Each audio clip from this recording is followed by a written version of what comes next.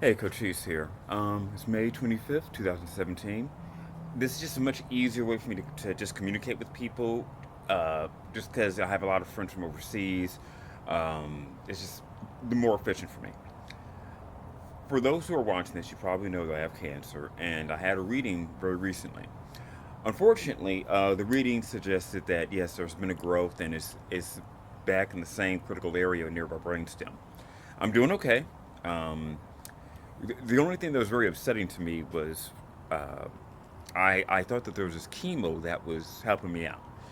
And what I hypothesized is that the chemo was shrinking the tumor in such a way where fluid would drain out, but there was still a growth no matter what.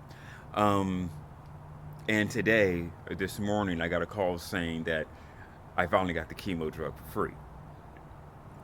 4 or 5 hours later, I get another call saying it doesn't really matter because the tumor has grown anyway.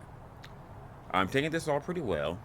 Like I said, I don't know if I'm psychologically strong or just tricking myself into what my reality is. But at this moment, um, I'm at peace with the situation. I'm unsure as to what the effects will happen, what will become of this growth. If it's going to my brainstem, does that mean that it's going to just take me out quickly, or is there going to be a period where I have seizures or some sort of cognitive and neurological problems? That at this moment I don't know. I'm going to have a talk with the UCLA. I'm talking about actually two doctors, one on next Tuesday, and then one the following week after that, an oncologist and a radiologist. Um, just as a heads up, please don't.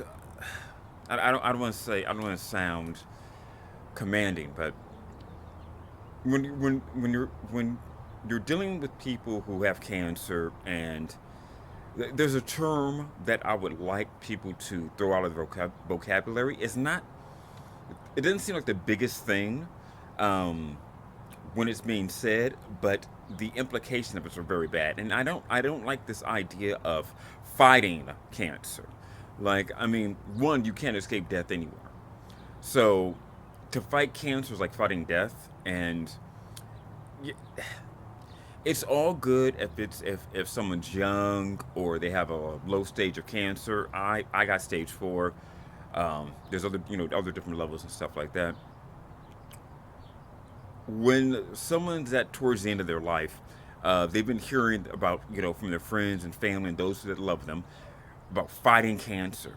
But when the battle becomes clear that that person is going to lose, that person themselves might feel like a loser at the very end, which is probably the worst way to die. Was giving me a lot of peace of mind. And I have a number of reasons why I'm as calm as I am. Um, it's more akin to swimming. And for someone like me, I'm in the ocean and I'm just paddling from log to log. At this moment, it doesn't seem like there's going to be an island or land coming up anytime soon for me to get rid of this in any sort of in a time frame which I needed to.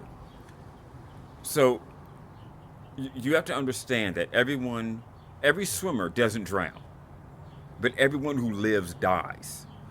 And I just think that it would be very helpful for the other victims of cancer to have a support group around them that understand that it's not so much about a fight because that's like trying to knock out the ocean.